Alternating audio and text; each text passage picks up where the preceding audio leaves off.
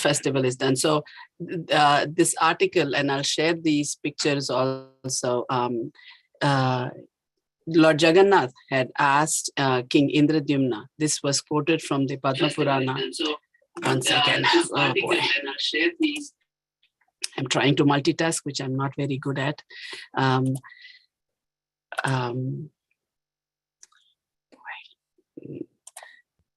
One second, let me just pull this up, that way I can.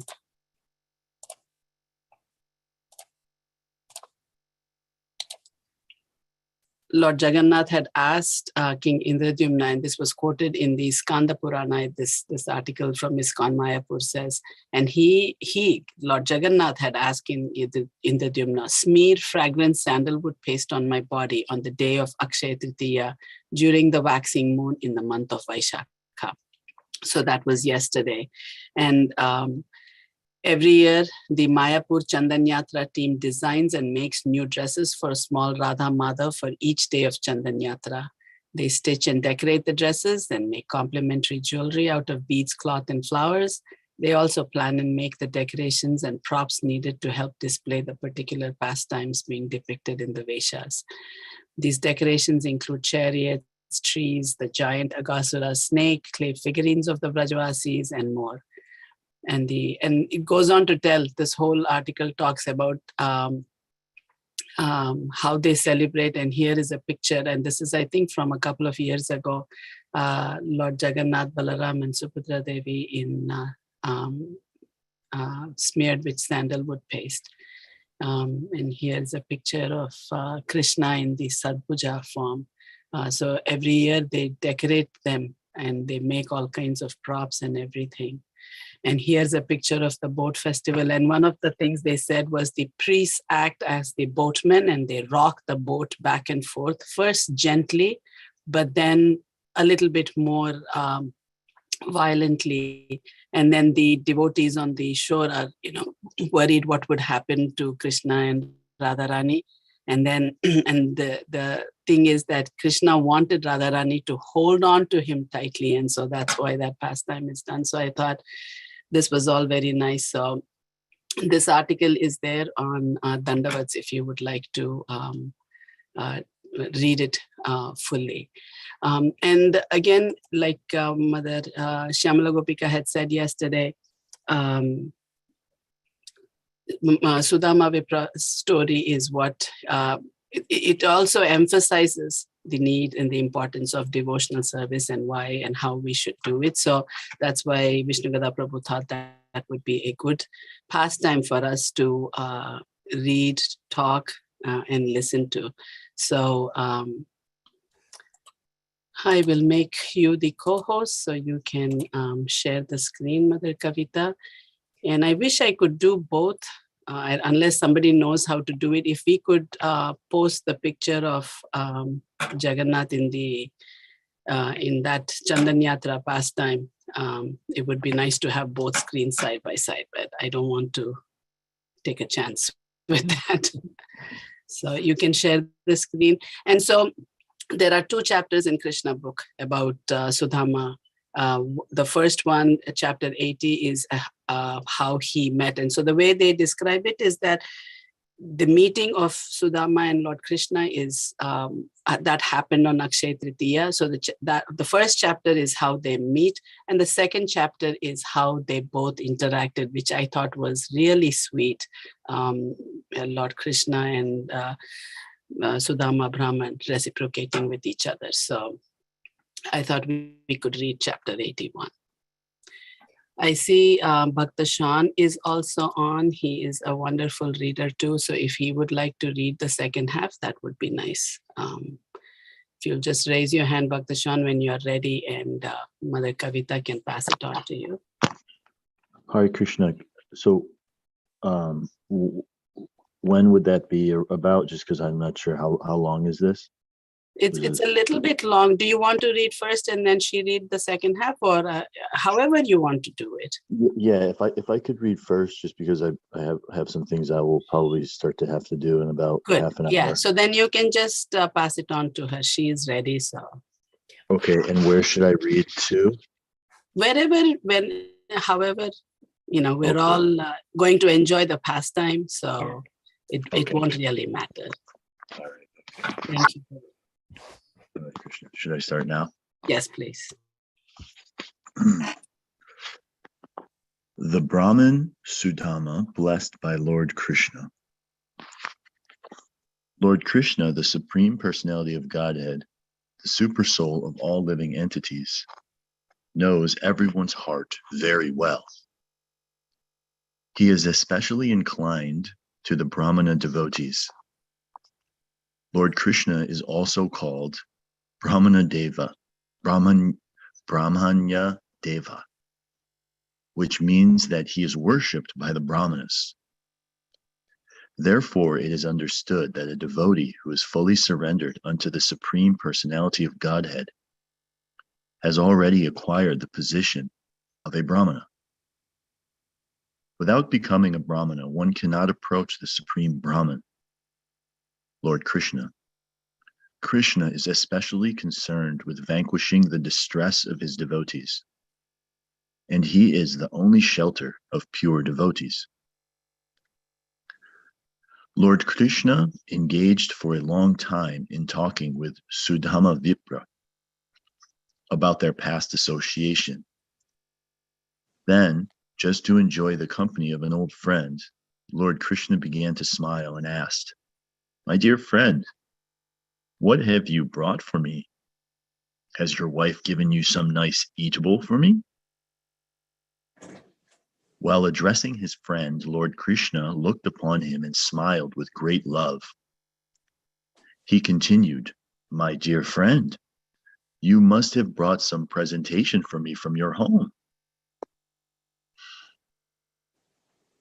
Lord Krishna knew that Sudama was hesitating to present him with the paltry chipped rice, which was actually unfit for his eating. Understanding the mind of Sudama Vipra, the Lord said, "My dear friend, I am certainly not in need of anything. But if my devotee gives me something as an offering of love, even though it may be very insignificant, I accept it with great pleasure. On the other hand, if a person is not a devotee, even though he may offer me very valuable things, I do not like to accept them. I actually accept only things offered to me in devotion and love. Otherwise, however valuable a thing may be, I do not accept it.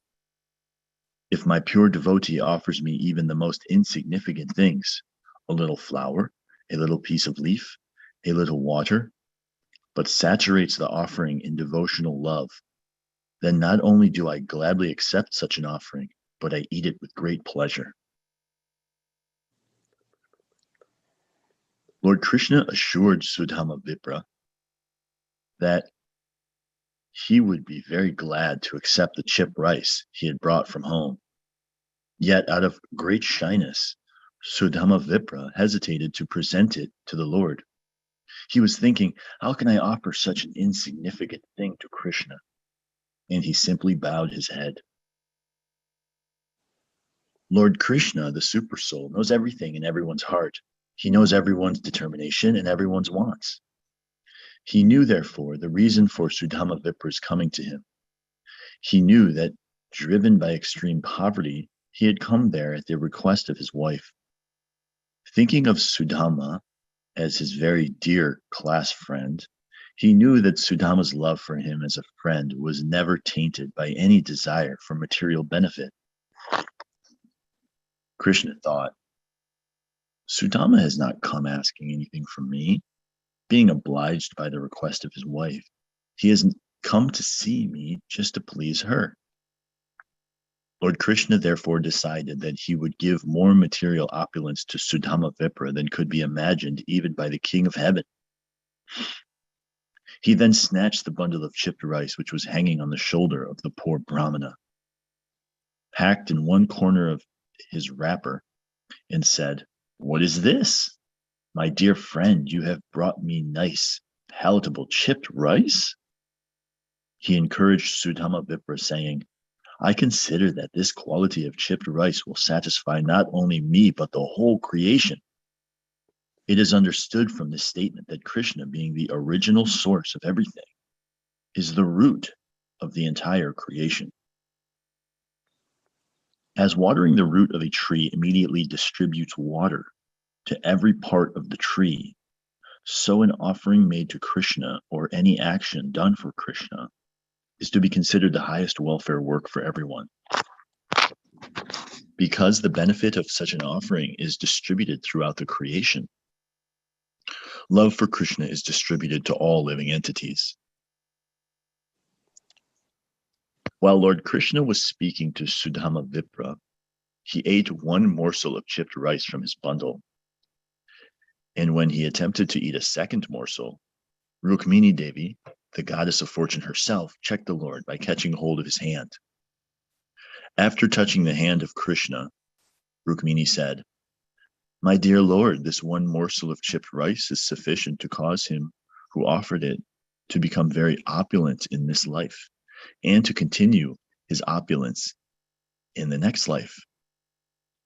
My Lord, you are so kind to your devotee that even this one morsel of chipped rice pleases you very greatly.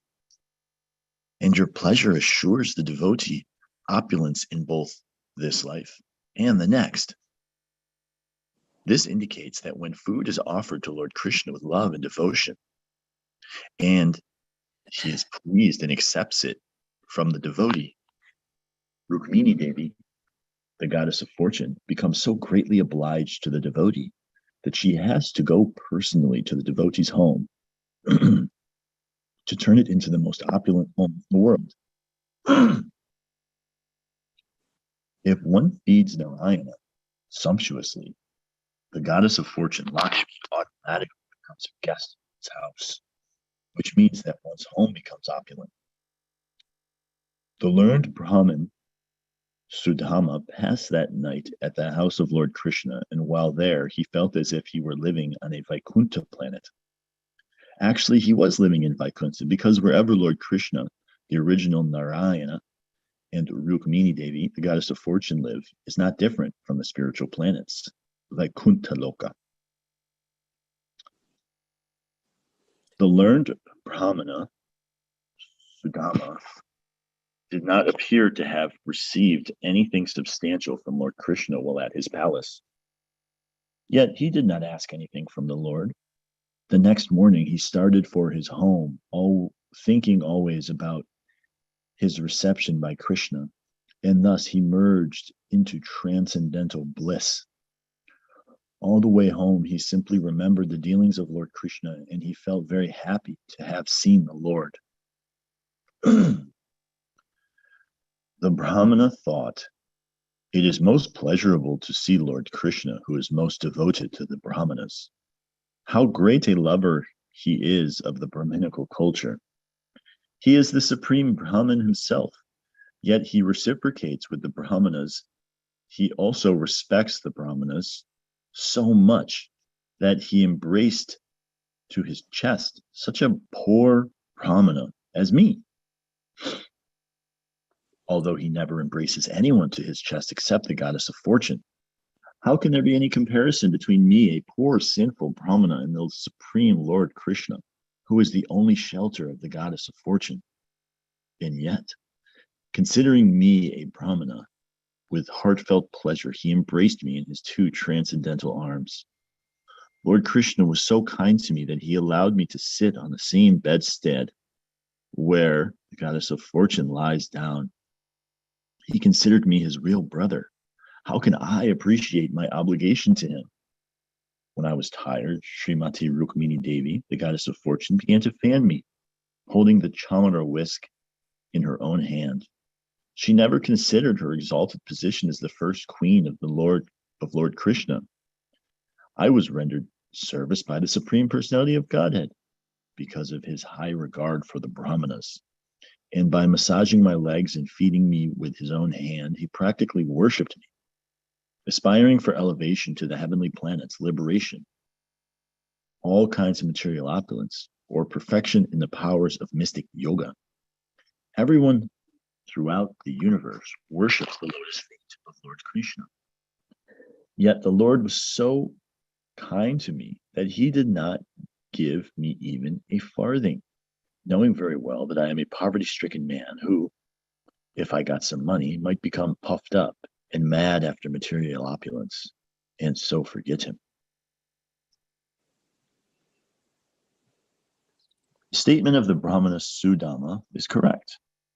Any ordinary man who is very poor and prays to the Lord for benediction in material opulence, and who somehow or other becomes richer in the material opulence, immediately forgets his obligation to the Lord.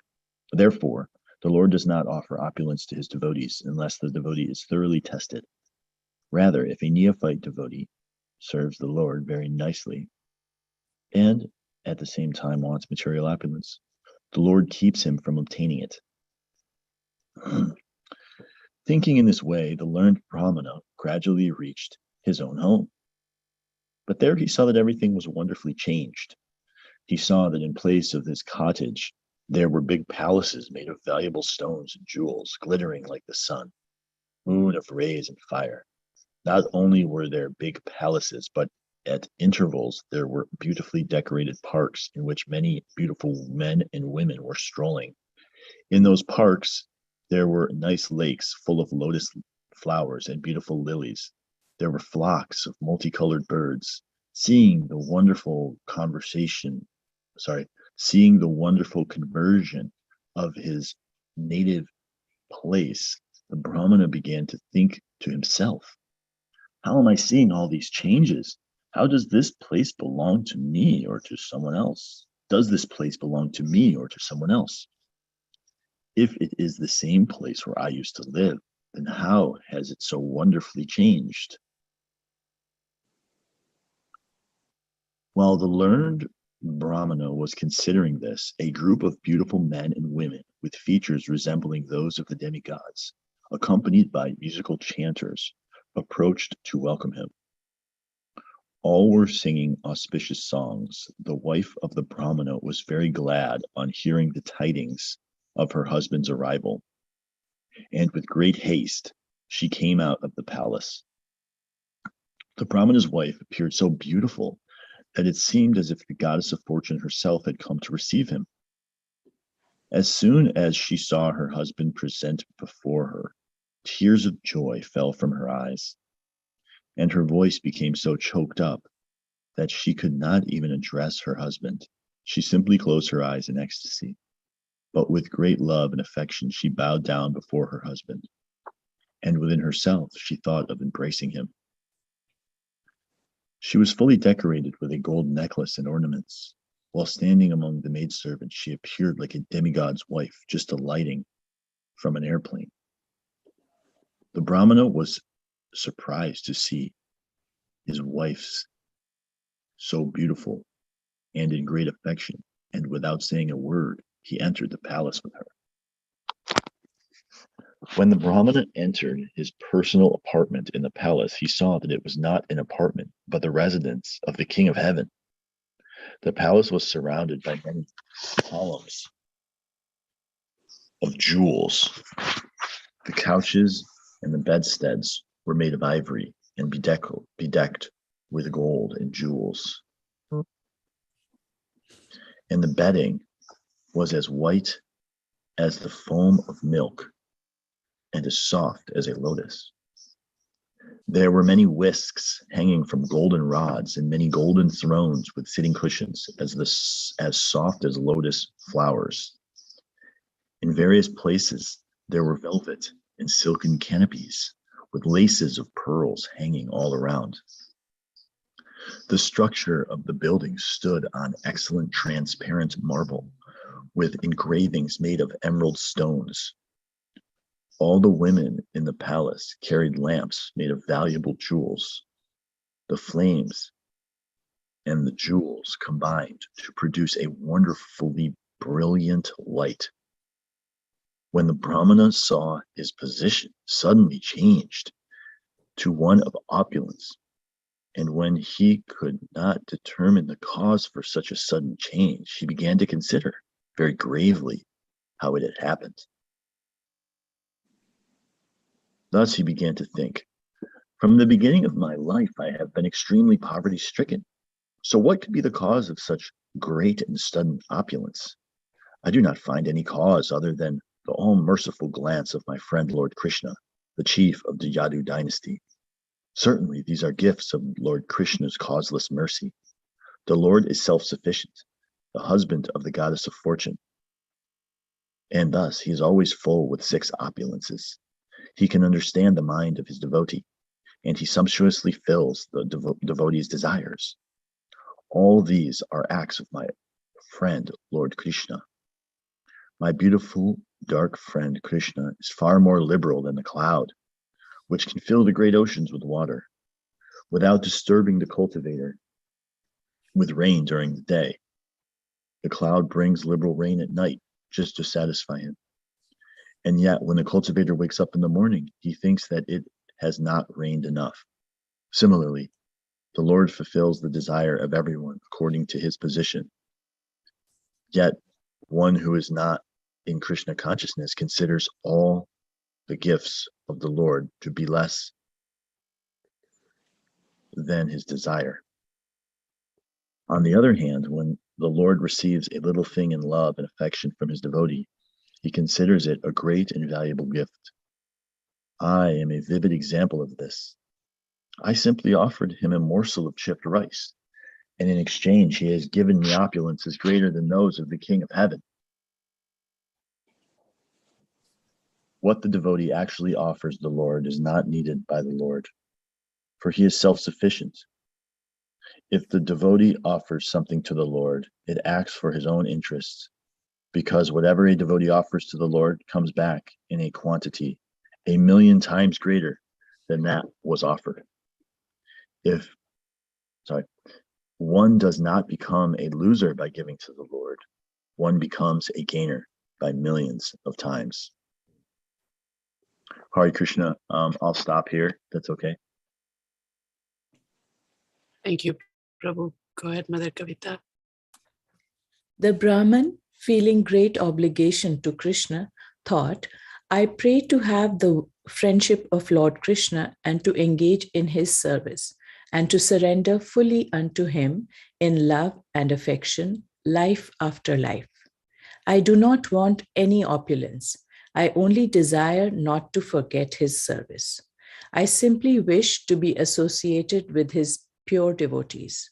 May my mind and activities be always engaged in his service. The unborn Supreme Personality of Godhead, Krishna, knows that many great personalities have fallen from their positions because of extravagant opulence. Therefore, even when his devotee asks for some opulence from him, the Lord sometimes does not give it. He is very cautious about his devotees, because a devotee in an immature position of devotional service may, if offered great opulence, fall from his position due to being in the material world. The Lord does not offer opulence to him. This is another manifestation of the causeless mercy of the Lord upon his devotee. His first interest is that the devotee not fall. He is exactly like a well-wishing father who does not give much wealth into the hand of his immature son, but who, when the son is grown up and knows how to spend money, gives him the whole treasury house.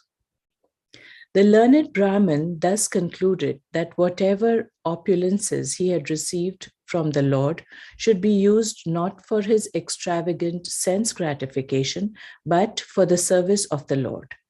The Brahmin accepted his newly acquired opulence, but he did so in a spirit of renunciation, remaining unattached to his sense gratification, and thus he lived very peacefully with his wife, enjoying all the facilities of opulence as the prasadam of the Lord. He enjoyed varieties of food by offering it to the Lord and then taking it as prasadam. Similarly, if by the grace of the Lord we get such opulences as material wealth, fame, power, education, and beauty, it is our duty to consider that they are all gifts of the Lord and must be used for his service, not for our sense enjoyment. The learned Brahmin remained in that position, and thus his love and affection for Lord Krishna increased day after day. It did not deteriorate due to great opulence. Material opulence can be the cause of degradation and also the cause of elevation, according to the purposes for which it is used. If opulence is used for sense gratification, it is the cause of degradation, and if it is used for the service of the Lord, it is the cause of elevation. It is evident from Lord Krishna's dealings with Sudama Vipra that the Supreme Personality of Godhead is very, very pleased with a person who possesses Brahminical qualities. A qualified Brahmin like Sudama Vipra is naturally a devotee of Lord Krishna. Therefore, it is said, Brahmano Vaishnava. A Brahman is a Vaishnav. Or sometimes it is said, Brahmana Pandita. Pandit means a highly learned person. A Brahman cannot be foolish or uneducated. Therefore, there are two divisions of Brahmins, namely Vaishnavas and Pandits. Those who are simply learned are Pandits, but not yet devotees of the Lord, or Vaishnavas. Lord Krishna is not especially pleased with them. Simply the qualification of being a learned Brahman is not sufficient to attract the Supreme Personality of Godhead. Not only must a Brahman be well qualified according to the requirements stated in scriptures such as Srimad Bhagavad Gita and Srimad Bhagavatam, but at the same time, he must be a devotee of Lord Krishna. The vivid example is Sudama Vipra. He was a qualified Brahman, unattached to all sorts of material sense enjoyment, and at the same time, he was a great devotee of Lord Krishna. Lord Krishna, the enjoyer of all sacrifices and penances, is very fond of a Brahman like Sudama Vipra, and we have seen by the actual behavior of Lord Krishna how much he adores such a Brahman. Therefore, the ideal stage of human perfection is to become a Brahman Vaishnav like Sudama Vipra. Sudama Vipra realized that although Lord Krishna is inconquerable, he nevertheless agrees to be conquered by his devotees. He realized how kind Lord Krishna was to him, and he was always in trance, constantly thinking of Krishna. By such constant association with Lord Krishna, whatever darkness of material contamination remained within his heart was completely cleared away. And very shortly, he was transferred to the spiritual kingdom, which is the goal of all saintly persons in the perfectional stage of life. Shukdev Goswami has stated that all persons who hear this history of Sudama Vipra and Lord Krishna will know how affectionate Lord Krishna is to Brahman devotees like Sudama. Therefore, anyone who hears this history gradually becomes as qualified as Sudama Vipra, and he is thus transferred to the spiritual kingdom of Lord Krishna. Thus ends the Bhaktivedanta purport of the 81st chapter of Krishna, the Brahman Sudama blessed by Lord Krishna. Thank you very much, Mother Kavita. Jai. Wonderful pastime. So we can all share our reflections, our thoughts on this pastime. But first, I'd like to request humbly Kaivalya Prabhu, if you would say a few words, and Krishna Kirtan Prabhu, and then we can open it up to everybody.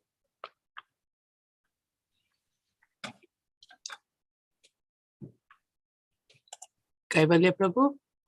Yes, Mataji. Yeah. Hare Krishna. Hare Krishna. So it was really nice class of Sri Prabhupada, but from the Krishna book, actually, that the Sudama's like character, how he was great Brahmana, and he didn't wanted to ask anything from Krishna. And we can see also that Krishna, he didn't wanted to give the chipped rice to Krishna because they were not for Krishna, actually, they are not suitable for Krishna because they were in the armpit, which is really not a great place, because of the sweat and everything, and he was thinking that how I can offer it to Krishna, who all the time takes so much opulent feast and everything. But Krishna actually wants just our love. So, and when Krishna gave him the reward, he thought, that he actually, his Sudama's wife borrowed the chipped rice from the neighbors. So Krishna was thinking that actually he even didn't have, but still he got it, so I have everything, so I should give him so much like that there is no limit to it. And that's what Krishna actually gave him so much that he could not even see that how everything changed in one day, like once he comes home, he sees everything changed completely. So it was really great. So how Krishna is merciful to his devotees. The same thing, like we read that if some non-devotee offers even the opulent food, chapan bhog he can offer, but Krishna will not accept it. So actually the main ingredient is the love of the devotee. So Krishna actually loves his devotee, and we should be really realizing that thing, that how with all these examples, what we read in the Bhagavatam and the Krishna book and other things, that how much he respects his devotees and he exchanges with the devotees. So then we can be fixed in our sadhana more and more, thinking that Krishna is the protector and he is the only shelter for us. That way we can actually take Krishna's shelter fully, not half this side and half that side, like one leg on the material world and one leg on the spiritual world. So that way we can never go anywhere.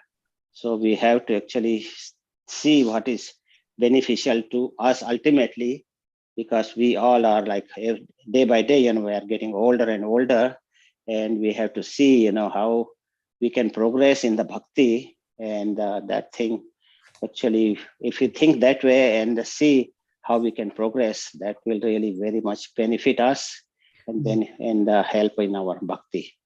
So now somebody else can say something. I will appreciate that. Thank you very much. Hare Krishna. Hare Krishna. Thank you very much, Prabhu. Krishna Kirtan, Prabhu. Yes, Hare Krishna, everyone. Thank you, Kaivalya, for your reflections. It's amazing pastimes. Every time we hear this very, very famous pastime, and every time we read, and get a lot of inspiration. Sudama is an exemplary of Brahman, perfect Brahman. And Brahman is, living is very simple. Is satisfied with what we have. And the nature of Brahman is that, and they don't keep more than the need for one day. So we can see that he's not only Brahman, he was a Vaishnava. He was perfectly satisfied. Externally, he appeared to be in a wretched condition, means poverty stricken. But internally, he was relishing the devotional service relationship with Krishna. That was shown before he met Krishna and after he met Krishna also. In fact, after he met Krishna also, his joy has multifolded, even though he know that Krishna did not give anything materially. Why? It is a true. Sometimes people think when we go with an expectation, oh, I went there, but I didn't get anything. But here, the transcendental bliss I can see, from Sudama's heart, what is expressing is very jubilant. And on the other hand, even the Sudama has, no material desire at all. Sometimes, if you realize, if you see that some people naturally made that they don't like material opulences. They like something higher pleasure. And those who have attained this higher pleasure, especially devotional service, we can see in the history of our great acharyas, Narottam Das Thakur, Raghunath Das Goswami, Rupa Goswami, Sanatan Goswami. These people have rejected all material opulences for, to attain the higher taste. Tattva, there's a verse by Srinivasa Acharya, Bande Rupa Sanatanam Raghujugo Srijiva Gopalago. They were very opulent, riches. But in front of Krishna's pleasure, devotional service, they have rejected. Now, one interesting thing comes to my mind is that even though devotee was so attached to the Lord's devotional service, he's just happy, he doesn't want anything from this material world. Still, when he comes home, he finds this opulent, very, very opulent palace, as Prabhu was narrating. Look at the couches, look at the palaces, look at the lake, look at the jewelries, look at the... Well, my point is, devotee doesn't want it. So I remember once Gaurang Prabhu was saying, we don't know how Krishna showers his mercy.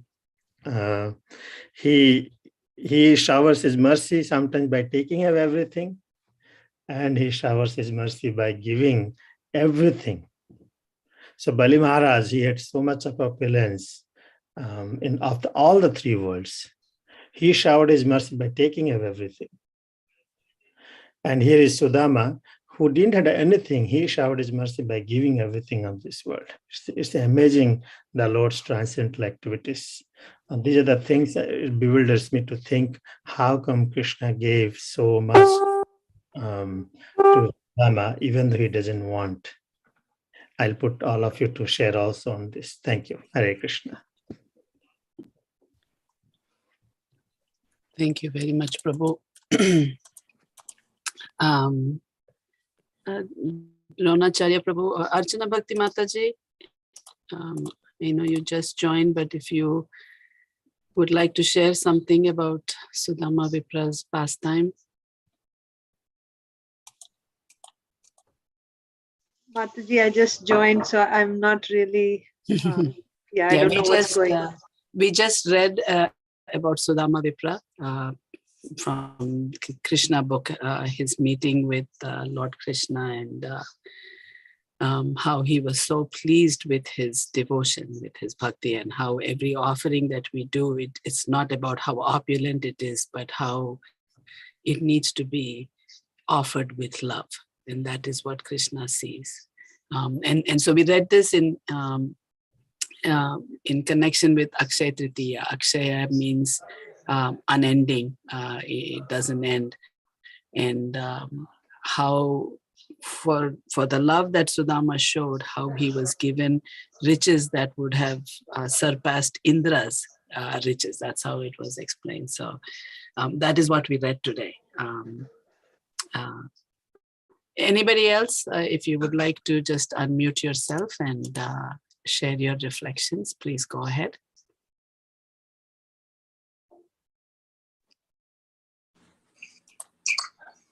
Hare Krishna. My takeaway reflection from this is that we don't have to look after our own self-interest.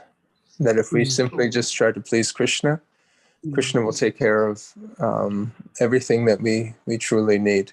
That we put our own true self-interest, our spiritual life, in the hands of Krishna, but really just try to please Krishna. Krishna will take care of everything else. We don't have to look out for our own. Hare Krishna.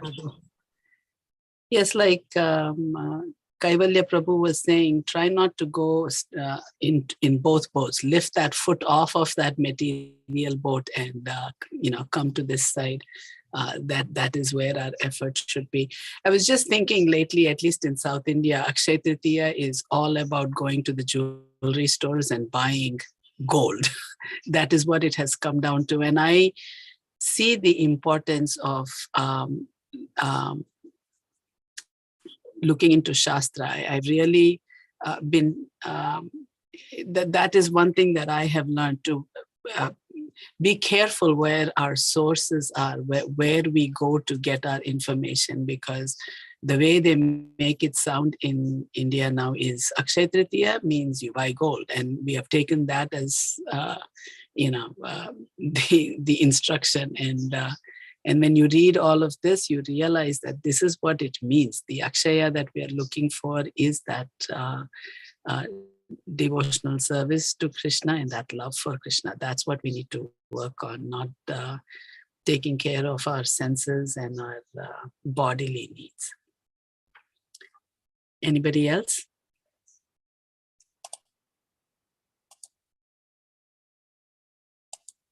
Kalpesh Prabhu, would you like to share anything? Hare Krishna Mataji. Hare Krishna. Prabhuji has some call from the office. So, Yeah.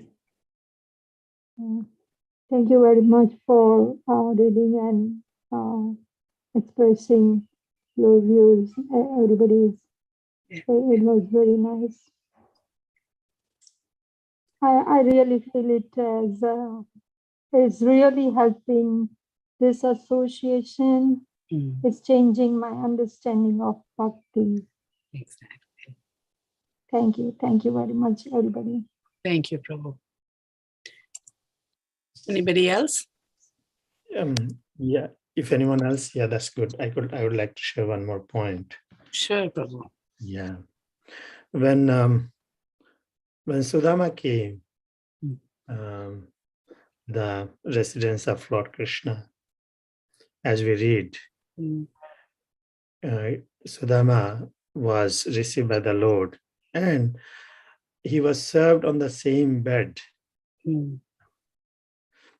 where when Lakshmi's bed. That's what he's thinking, how Rukmini's personal, Krishna is giving me so much of love and affection.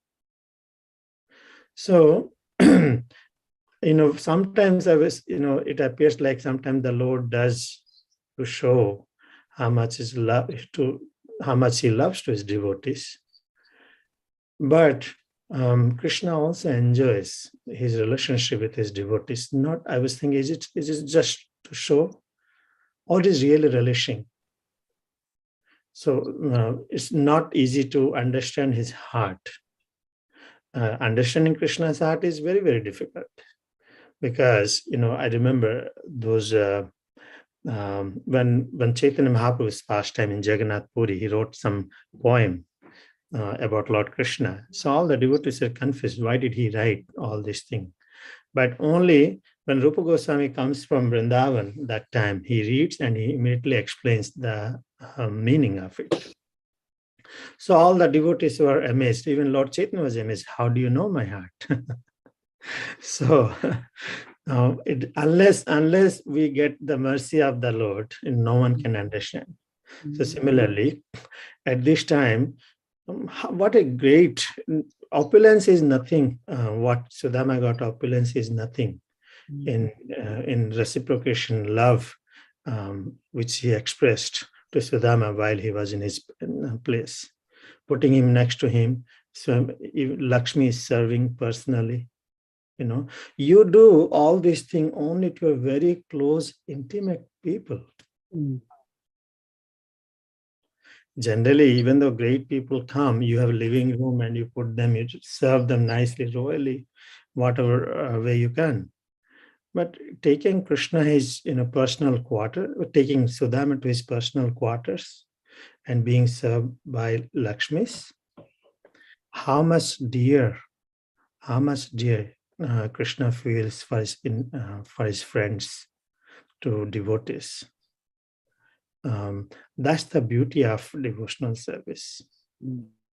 It is because his only attachment is the lotus feet of Krishna, Sudama's. So that's why Krishna says, Ye yatha mam prapadante tam tathaiva bhajamyaham. There are so many devotees, but I reciprocate according to their service, according to their desire to me. So we can see it appears like, wow, he took him. That's not just wow. Taking somebody's personal quarters as intimate, expressing intimate love and care, considering him is my own. Even though he's coming in such an externally so-called miserable condition, dirty or whatever it is. That's really, really unbelievable. In front of that, what wealth giving wealth for Krishna is very easy, actually. He gives wealth to even atheists also. That's really not a big thing what he got wealth. The wonderful thing is the love, and he expressed to his devotee, thinking he's my own, by taking him into his personal quarters. It's very, very rare. That's the power of bhakti. Without devotional service, intimate service, no one can enter into the innermost chambers or innermost relationship of the Supreme Personality of Godhead.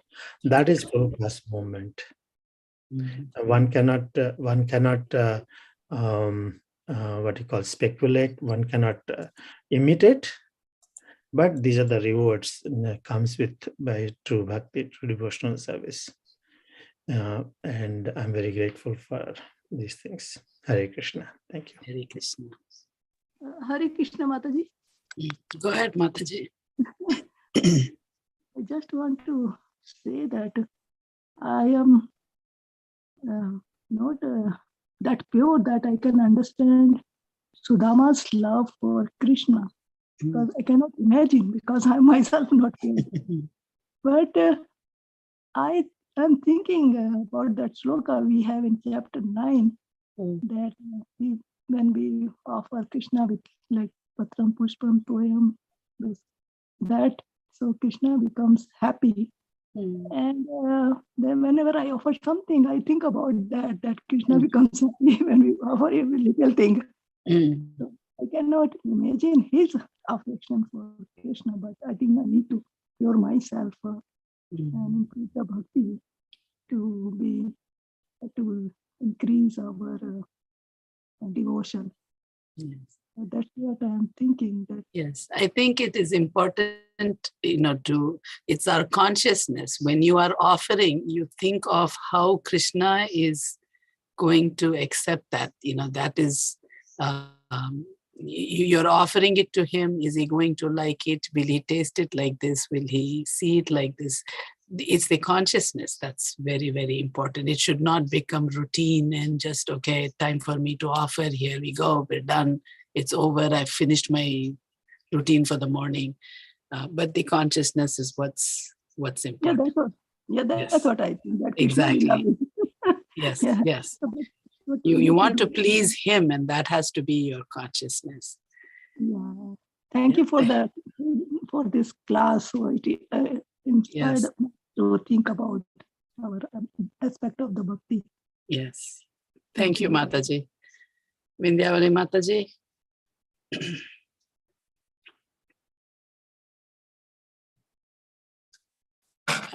You're still muted, I think. She's mad because you asked her. You know what, Krishna Kirtan Prabhu, don't create any.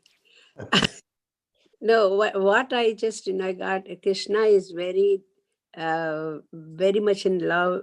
He loved Sudama Vipra, and then Sudama Vipra loves him. But one thing I just thought, even Lakshmi, she accepted. Like he took him to her bedroom and then made him sit on the bed, and lot of things we have to learn from that also, that angle also. So mostly, ladies have to cooperate also. The cooperation is most thing. She's Lakshmi, she knows everything, but sometimes we do feel, how come he's going to my bedroom? So those are the things, and then the cooperation with Lakshmi and Rukmini and other ladies, they did a lot. They cooperated with Krishna, and he did everything for Sudama Vipra. And that is the thing I thought. So how much everybody has love, and then when he was washing his feet and everything, Lakshmi also cooperated with him, and she did. And like you said, no, this Brahman is not neat and clean. How can we do? Krishna invites everybody. No, she didn't do that. So those are the things from ladies' side we have to learn also, that we have to cooperate and what he thinks and how it happens, that makes a lot of difference. So that also made Krishna happy, you know. So that is the thing I felt to just explain. Thank you very much. Thank you. Anybody else?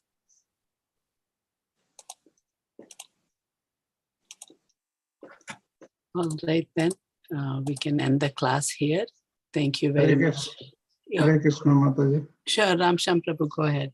Sorry, I was out, so I catched up in between. Yeah. So yesterday we had the Akshaya Tritiya, right? So I wanted to, cover some kind of, like significance why we celebrate the Akshaya Tritiya. As very well, I was listening in the beginning when Bhakta Son was, Prabhu was reading song that time. And so most of the points are covered, like Madhavendra smeared the Chandan to the Gopalji. That was on that same day.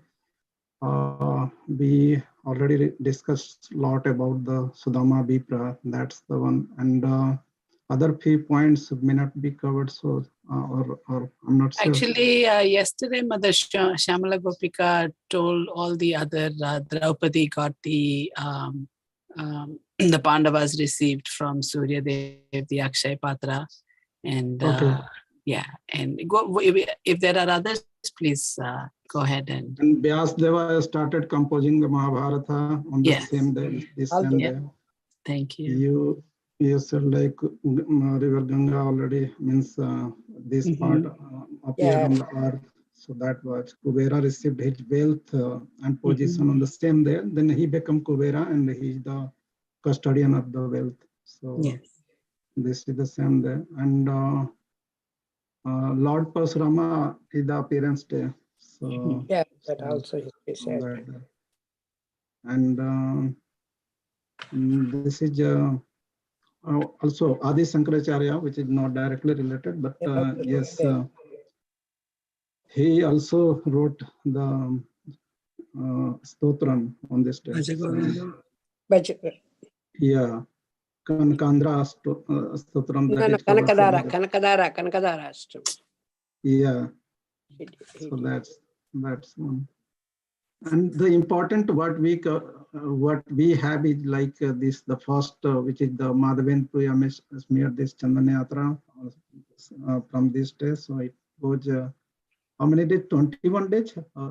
I thought it said 7 days. 7 days, okay. At least that's how it is celebrated, the Dandavat article. Yeah. Yeah, nice, Mataji. So we should, these festivals, we celebrate for that purpose, so that we can remember more and more to the God. What are the pastimes? What are the Leela? What are the, Lord played the Leela in different incidents, different circumstances to protect the devotees, to so that we can remember again and again to the Lord. That's the sum and substance of like everything. So, thank you, Mataji. Well said, Prabhu. Sum and substance, that is what it is. It's about increasing our devotion. Thank you very much. Thank you, everybody, for joining this morning. Everybody have a wonderful Krishna conscious day, and we will see you all again this evening for the happy hour at 5 o'clock, and tomorrow morning for Bhagavatam class. We're continuing on with Bhishma Dev's prayers, and then tomorrow evening we will have our sloka practice, and I'll build you a temple book reading. Thank you very much.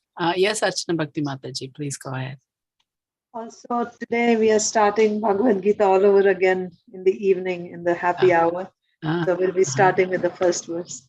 Yeah, wonderful. Thank you very much. So we can join and get started again from the very beginning. So please, everybody, if possible, join at 5 o'clock. Thank you. Thank you, Vancha Shubharanti. kalpatarubhya- Thank you. Vancha kalpatarubhyascha kripa sindhubhya eva cha patitanam pavanebhyo vaishnavebhyo namo. Hey. Hare Krishna. Hare Krishna.